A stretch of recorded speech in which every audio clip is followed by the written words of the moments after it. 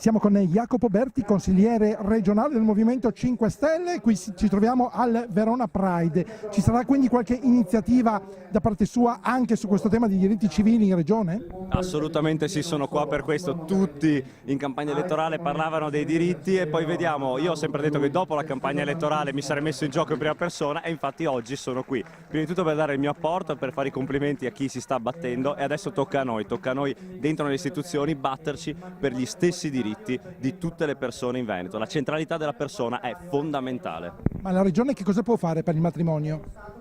Ma intanto la regione deve riconoscere gli stessi diritti per tutte le persone. Questo è il primo passo fondamentale. Dobbiamo andare oltre quella che è la situazione attuale, purtroppo una situazione anche culturalmente chiusa, e aprirci verso quello che è la normalità, verso essere persone al centro delle istituzioni.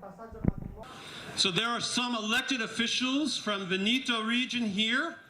It's important that we point them out and that we thank them for supporting us. I'm going to mispronounce the names, but I know I see two of them. Quindi è importante che io anche pronunci delle persone che sono attive nel mondo della politica della regione Veneto, però loro sono qui ed è importante che io dica chi sono. So, Jacopo Berti. Jacopo Berti. Giorgio Pazzito. Giorgio Pasetto. Please thank them for coming out and supporting us. Per favore ringraziateli. Sono qui per supportarci. In queste regionali, in alcune regioni, il Movimento 5 Stelle ha superato abbondantemente il 20%. In Veneto siamo ancora un po' indietro, perché?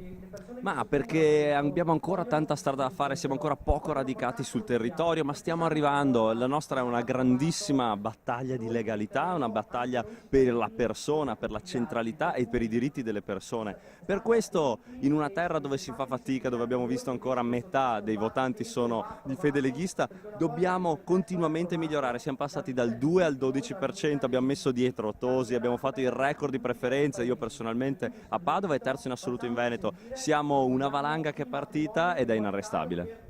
Passando ad un'altra regione, il Lazio, se si dovesse votare a Roma, il Movimento 5 Stelle potrebbe fare un plan, visto e considerato gli ultimi scandali, oppure è un'illusione? Non è assolutamente un'illusione, anche perché i nostri valori portanti, ovvero l'onestà, che noi diciamo un'onestà che dovrà tornare di moda, bene, tornerà di moda anche a Roma. Noi siamo in prima linea per combattere questa corruzione dilagante portata avanti dai partiti e portare finalmente persone oneste all'interno del Comune di Roma.